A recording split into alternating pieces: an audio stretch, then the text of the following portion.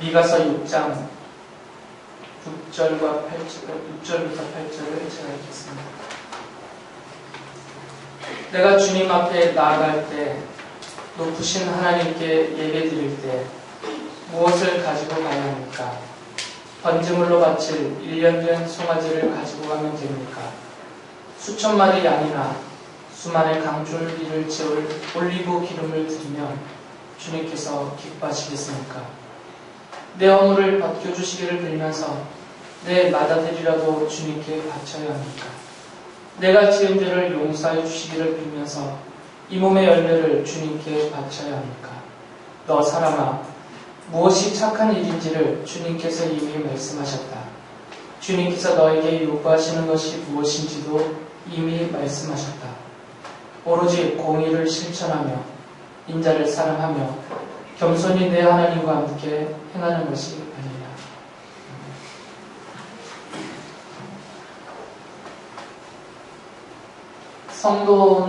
우리들 성도는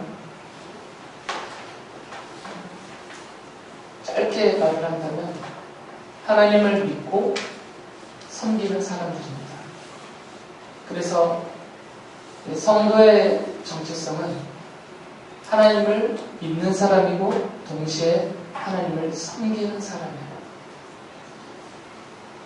그러니까 믿는 것만 갖고는 참된 성도로 규정될 수 없다는 거죠. 나는 하나님을 믿습니다. 나는 예수님을 믿습니다.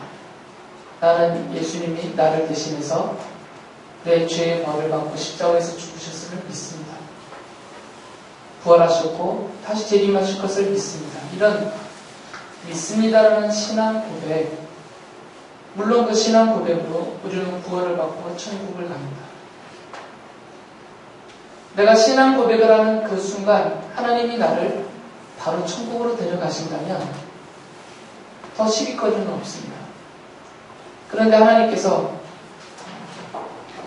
우리를 이 땅에 출생시킬 때 각각 개인에게 정해주신 삶의 기간 동안 이 땅에 머무르게 하실 때에는 살라라는 뜻이겠죠.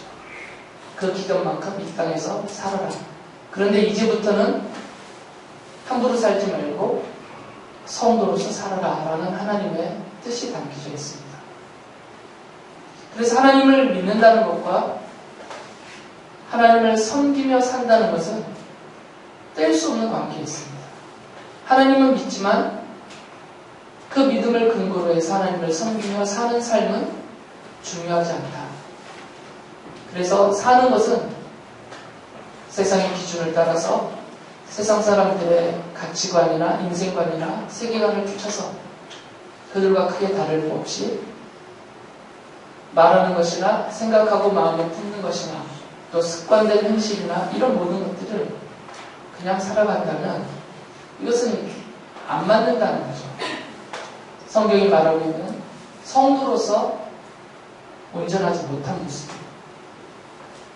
그래서 우리는 아이든 어른이든 교회를 처음 나왔든 오래 다녔던 내가 성도라면 내가 하나님의 택하심과 부르심과 죄 용서하심과 구원하심을 받은 성도라면 나에게 주어진 삶이 하나님을 믿는 믿음으로 하나님을 섬기며 살아야 되는 어떤 정해진 삶의 규칙이 있다는 거죠.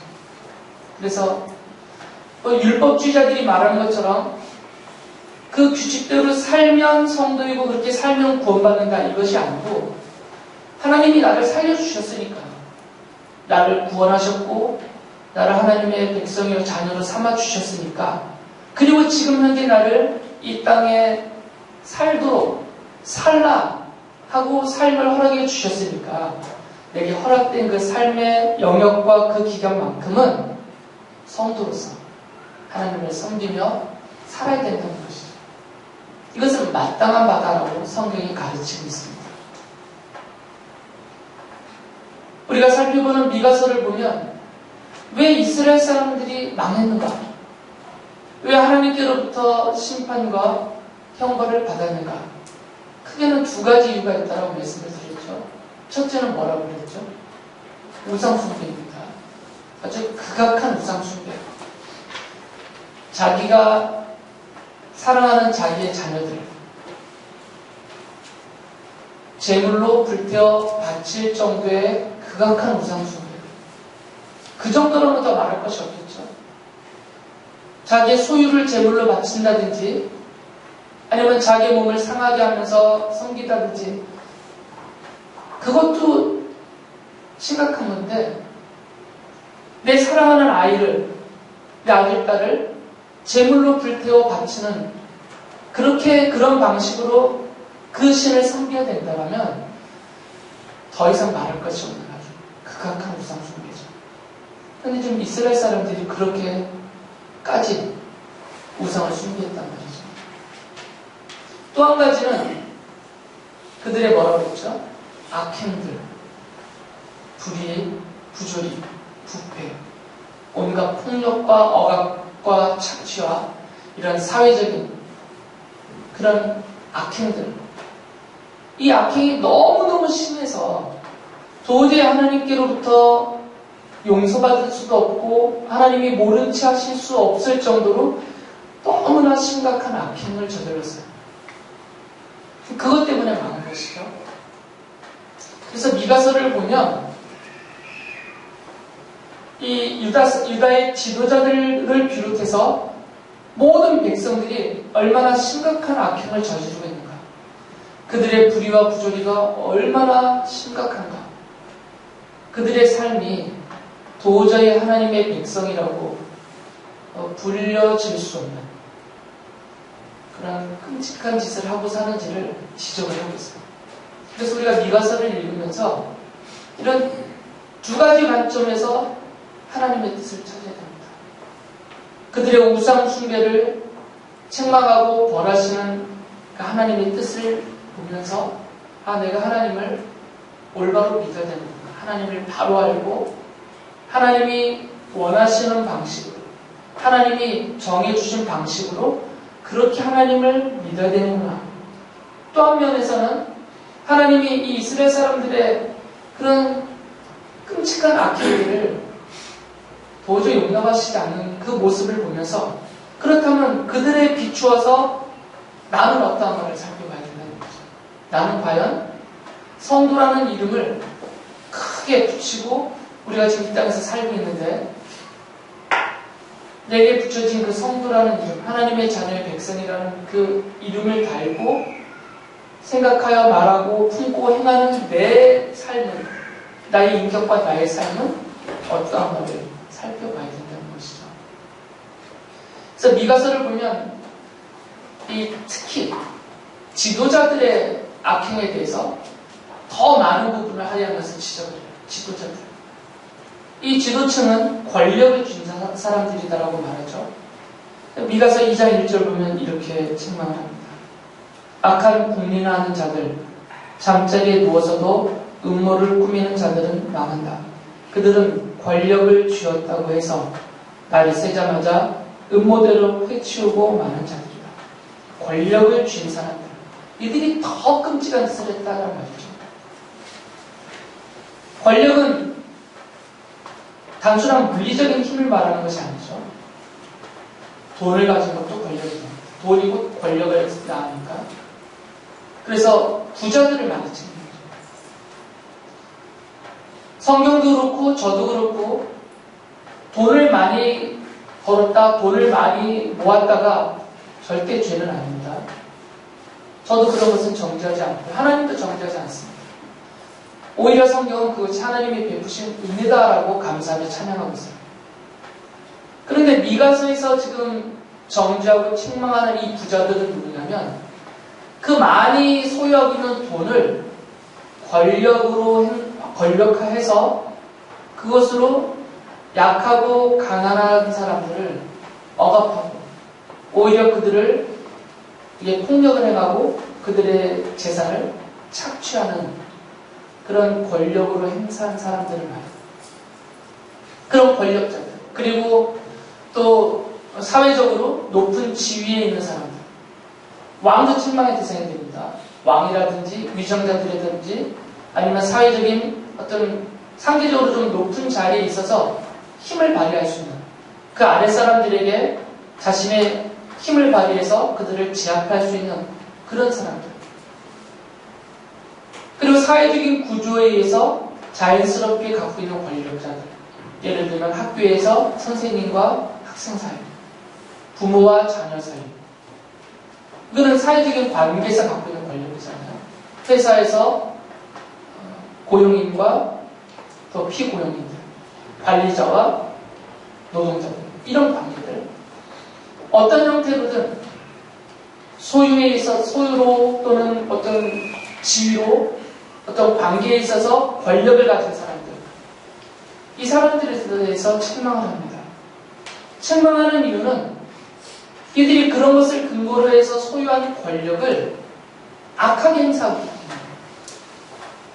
성경은, 하나님은 이 권세자들, 그러니까 권력을 쥔 권세자들에게 하나님이 그 권세와 권력을 주신 이유는 하나님의 뜻을 받들어서 백성들을 잘 이끌어라.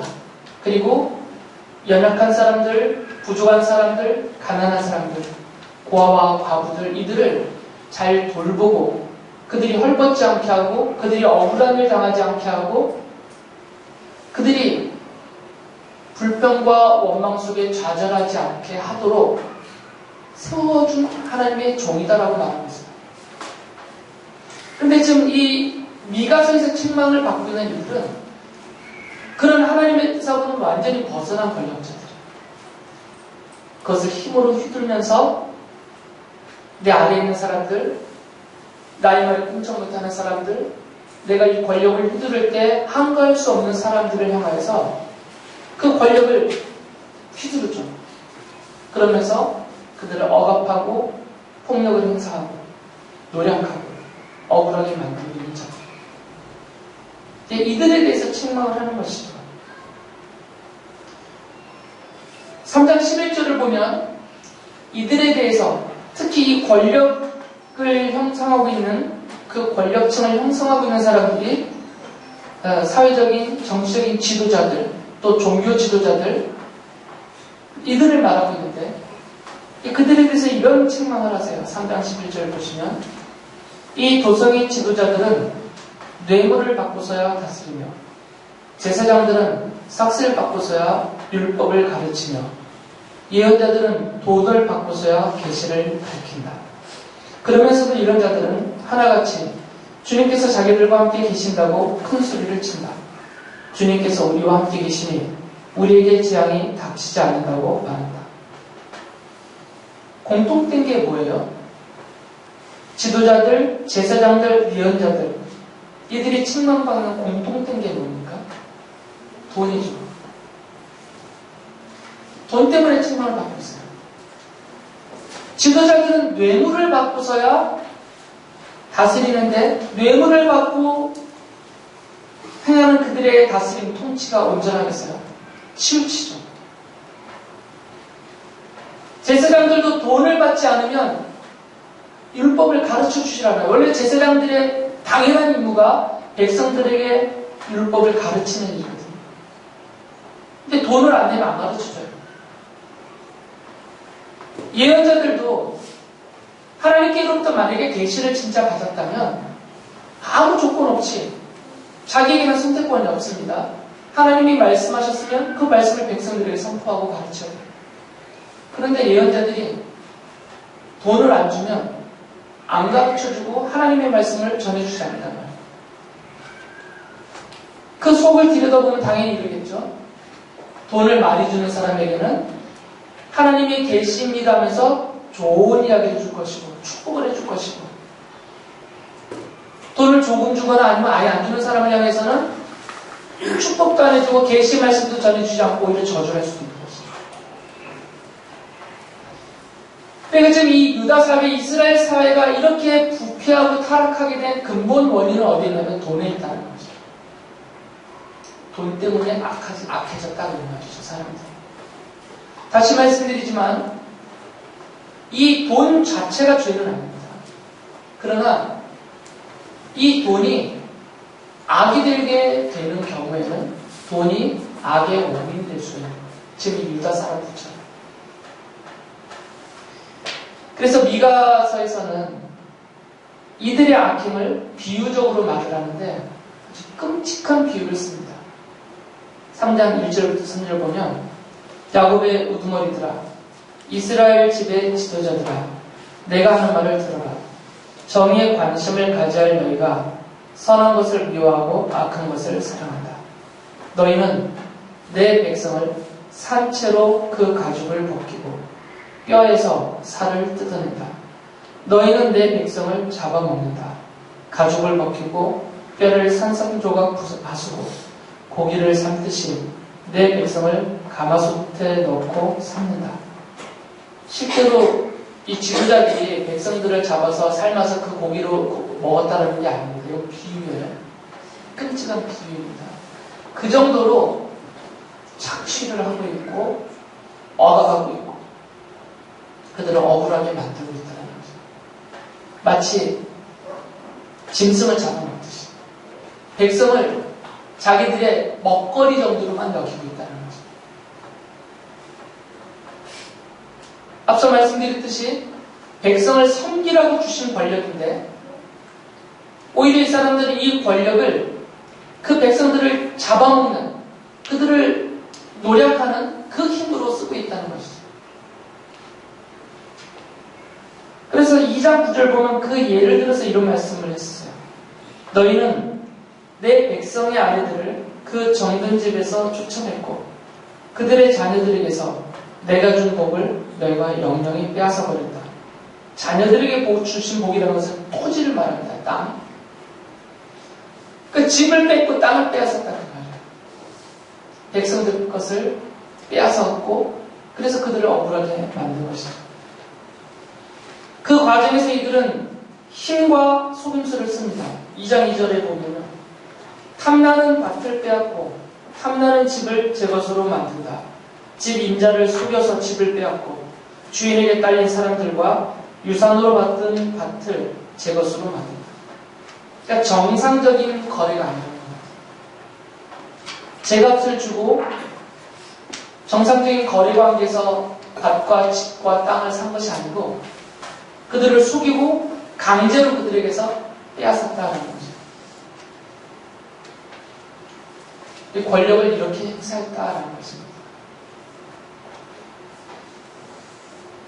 하나님은 이러한 권세자들, 권력을 가진 자들을 책망하고 그들을 바로잡고 그들이 하나님의 뜻을 받들어서 백성을 잘 섬기라고 그 역할을 맡겨준 사람들이 있어요.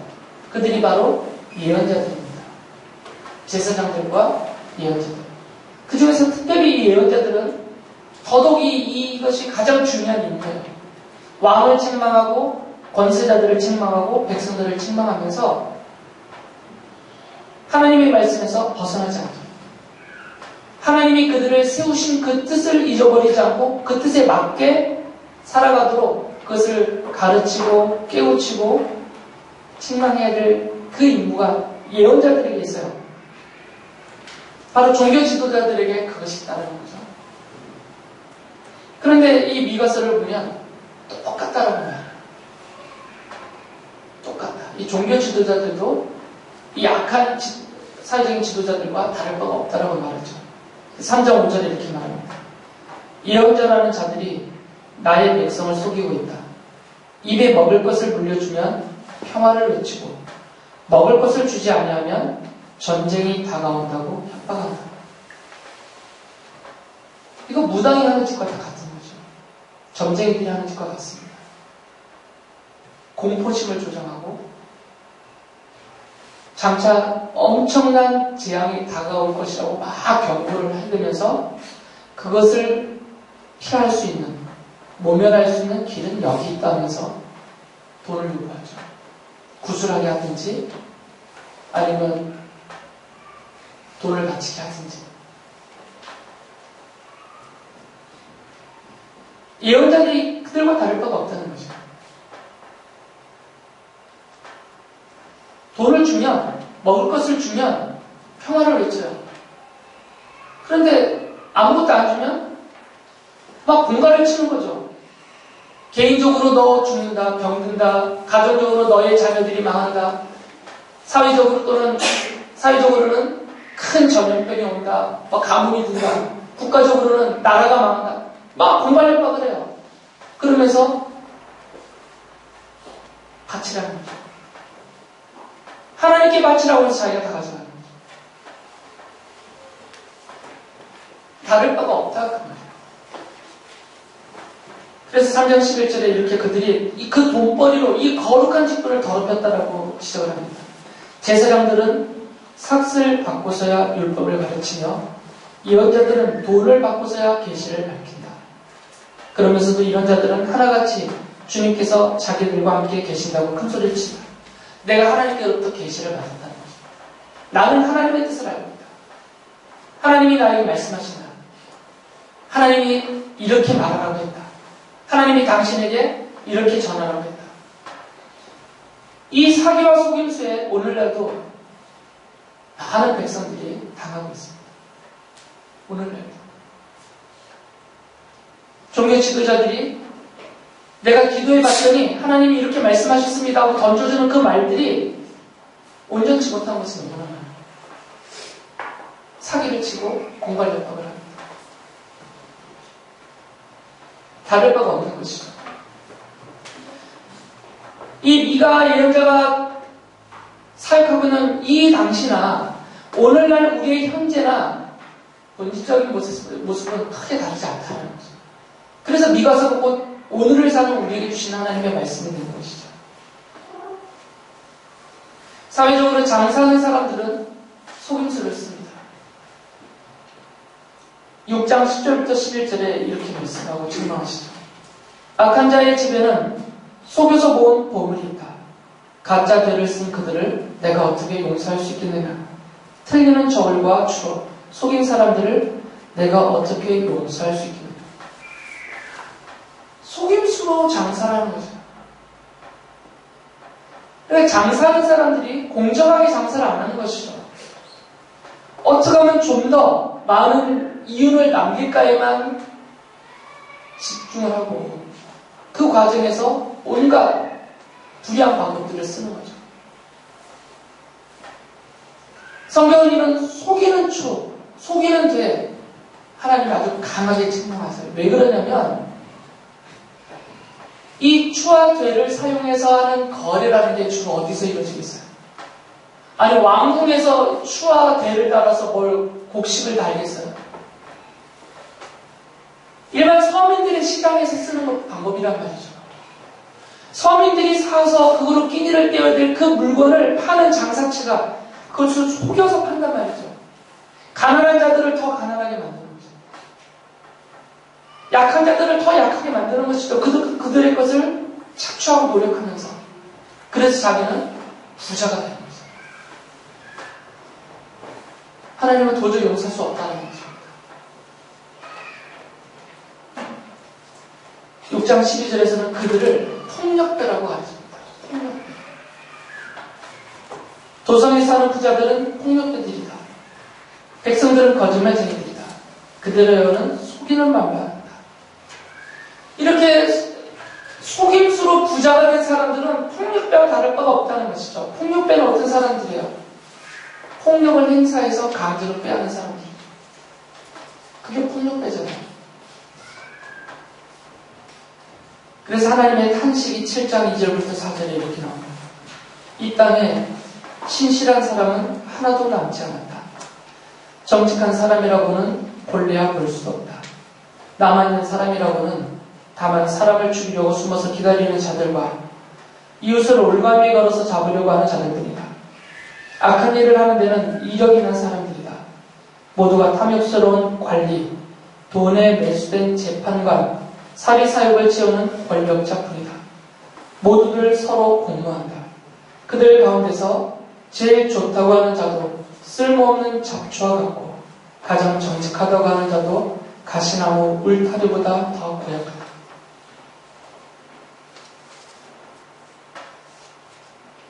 요즘 뉴스를 보면 이 미가서의 말씀이 더 크게 와닿습니다.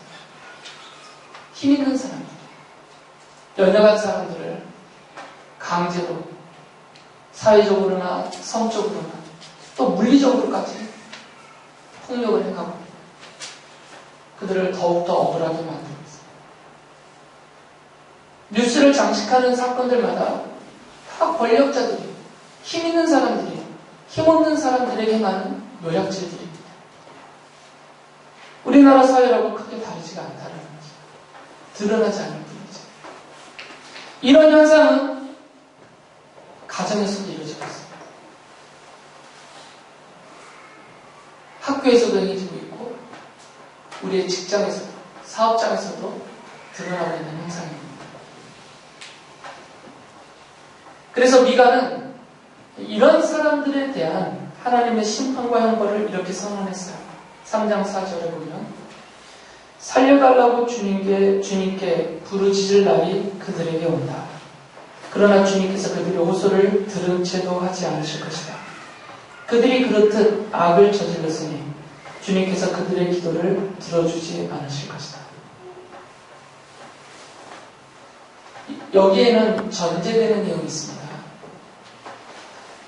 악인들의 부르짖음은 하나님이 무조건 안 들으시다는 게 아닙니다. 성경은 분명한 약속이 있어요.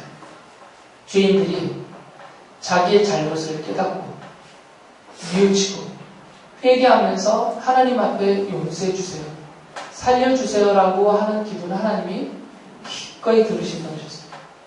그들의 죄를 용서해 주시고 도와주시겠다고 약속해 주셨어요. 그런데 지금 미가가 책망하고 있는 이 말씀은 뭐냐면 뉘우치지도 않으면서 회개하지도 않으면서 자기의 잘못을 돌이키면서 하나님 앞에 진정한 마음으로 용서를 구하지도 않으면서 그냥 하나님을 향하여서는 위험이 닥치니까 도와달라고 살려달라고 하는 그런 부르짖음에 대해서는 하나님이 안 들어주시겠다.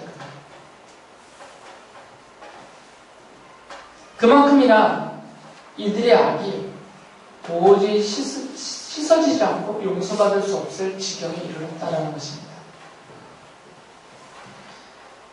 왜 이렇게 책망을 계속 하냐면 이 이스라엘 사람들이, 지도자로부터 백성에까지 이스라엘 사람들이 지금 하나님이 원하시는 것을 따르지 않기 때문에요. 하나님이 하나님의 백성들에게 원하시는 것을 잊어버렸어요. 그것을 잊어버렸습니다. 그리고 따르지를 않아요. 그래서 지금 책망을 하고 있는 것이고요. 그래서 미가는 그것을 다시 한번 밝혀줍니다. 하나님이 정말 원하시는 것이 무엇인가?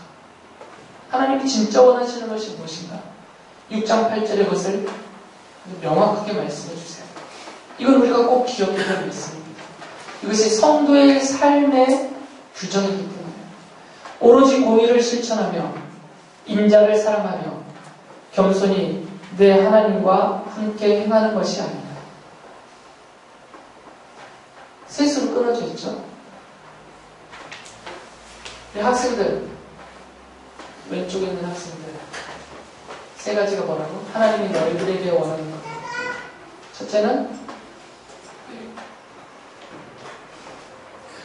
나를 쳐다보면 왜 서 있니 내 얼굴에? 첫째는 뭐를 실천하라고? 크게 공의를 실천하고, 그 다음에 인자는 사랑이에요. 서로 사랑하라는 거죠.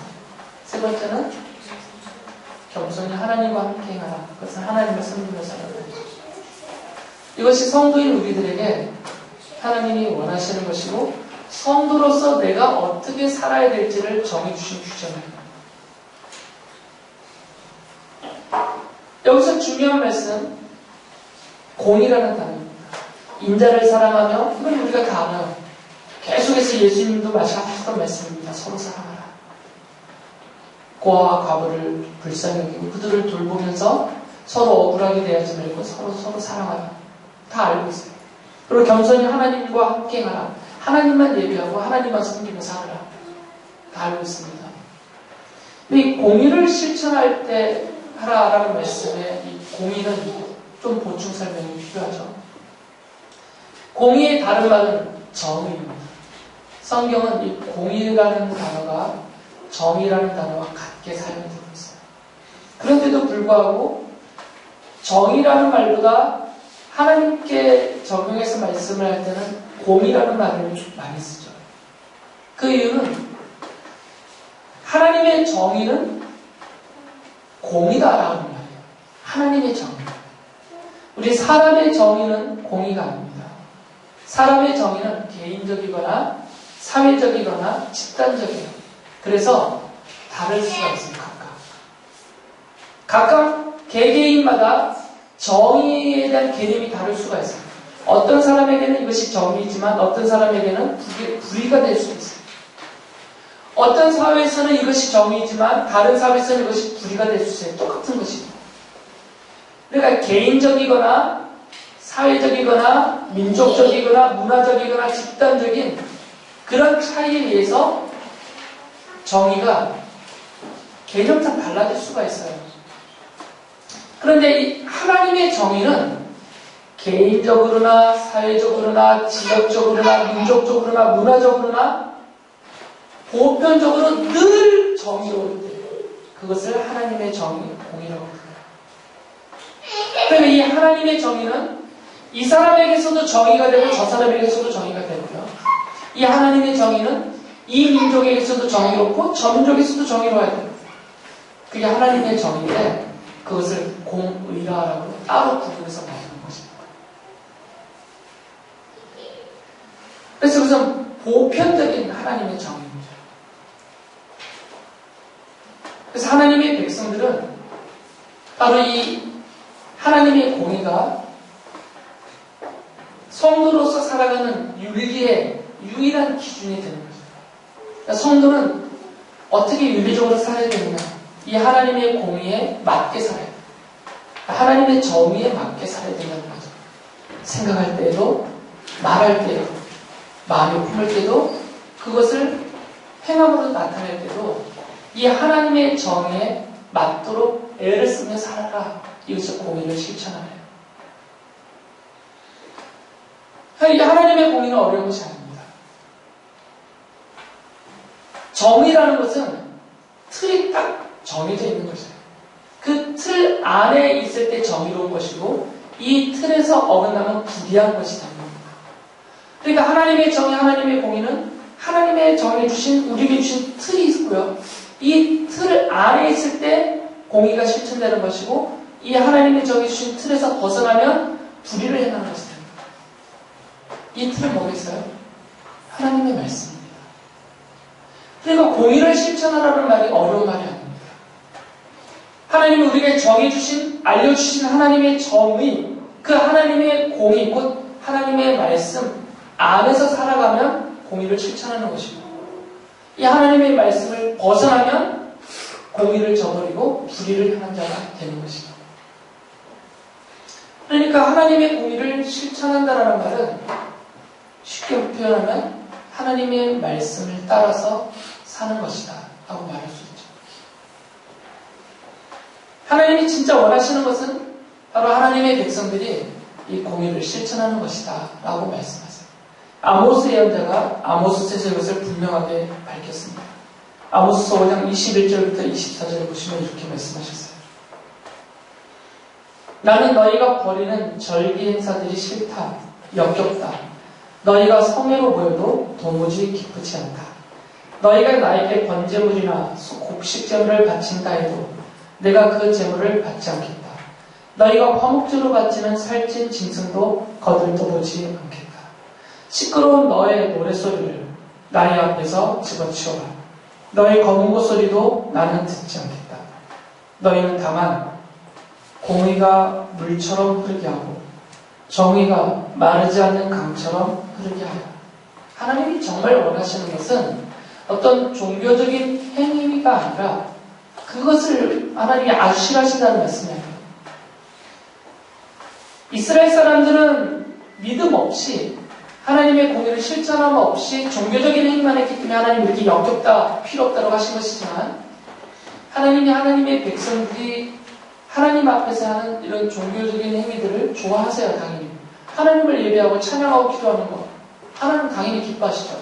그러나 그것보다 하나님이 더 기뻐하시는 것이 있다는 거죠. 하나님이 더 기뻐하시는 것은 공의를 실천하는 것이다. 다시 말하면 하나님의 백성으로서 하나님의 백성답게 하나님의 말씀을 따라 살려고 애를 쓰는 그 모습, 하나님이 그것을 더 좋아하신다는 거죠. 그래서 예수님은 이런 공의의 실천함이나 참된 믿음 없이 종교적인 의식, 행위만 하고 있는 그 바리새파 사람들에 대해서 이렇게 책망하셨죠. 마태복음 23장 23절 보면 율법학자들과 바리새파 사람들아, 위선자들아, 너희에게 화가 있다. 너희는 박하와 회향과 근처에 11조는 드리면서 정의와 자비와 신의와 같은 율법의 더 중요한 요소들은 버렸다. 그것들도 소홀히 하지 않았어야 했지만 이것들도 마땅히 행해야 했다. 예수님도 이것을 책망하시는 거죠. 눈에 보여지는 종교적인 의식보다 감추어 드러나지 않은 내면에 있는 하나님을 향한 참된 믿음과 하나님의 말씀대로 살아가는 실제적인 인격과 삶의 중요성이 있다는 거죠. 물론 미가 예언자도 이 미가서에 보면 그래 우리가 이미 다 알고 있듯이 인간적으로 우리가 최선을 다해도 하나님의 공의를 완전하게 실천할 수 없다는 것을 알고 있고 인정을 하죠. 그래서 우리가 본성적인 연약함과 부족함 때문에 최선을 다해보지만 아무리 애를 쓰지만 완전하게 실천할 수는 없어요. 이건 우리 인간으로서의 본성적인 연약함과 부족함이죠. 그래서 그들에 대해서는 하나님이 기꺼이 용서해 주겠다라는 말씀을 약속으로 전해주고 계세요. 7장 18절 19절 보면 주님과 같으신 하나님이 또 어디 있겠습니까? 주님께서는 죄악을 사유하시며 살아남은 주님의 백성의 죄를 용서하십니다. 진노하시되 그 노용을 언제까지나 품고 계시지는 않고 기꺼이 한결같은 사랑을 베푸십니다. 주님께서 다시 우리에게 자비를 베푸시고 우리의 모든 죄를 주님의 발로 밟아서 저 바다 및 깊은 곳으로 던지십니다. 그러니까 최선을 다했지만 부족함이 남을 수밖에 없잖아요. 그 부분에 대해서는 하나님이 우리의 본성상의 연약함과 부족함을 아시기 때문에 그리고 우리의 의도와 우리의 애씀을 아시기 때문에 오히려 기뻐하시면서 다 용서해 주신다라는 말씀을 하신 것이죠.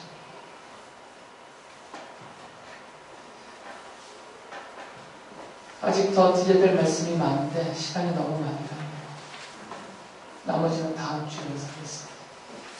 여러분은 많이 힘들어하실 것 같아서 아직도 남은 설교 원고가 한 15분, 20분 가야 되기 때문에 다음 주에 하도록 하겠습니다. 오늘 말씀 여기까지만 정리하면 하나님이 우리에게 정말 원하시는 것은 공의를 실천하는 거예요. 공의를.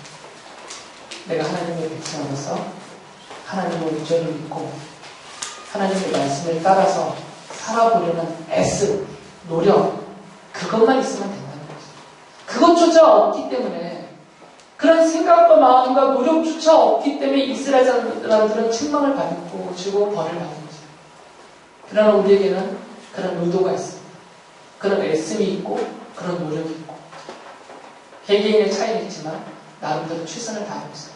하나님이 그것을 다 하시기 때문에 부족한 부분은 용서하십니다. 그리고 더 공의를 실천하도록 도와주고 계세요. 주님이 보시는 앞에서 그 모습을 기뻐하시도록 힘써 공의를 실천하며 살아가는 우리 모두가 될 수 있기를 바랍니다. 기도하겠습니다.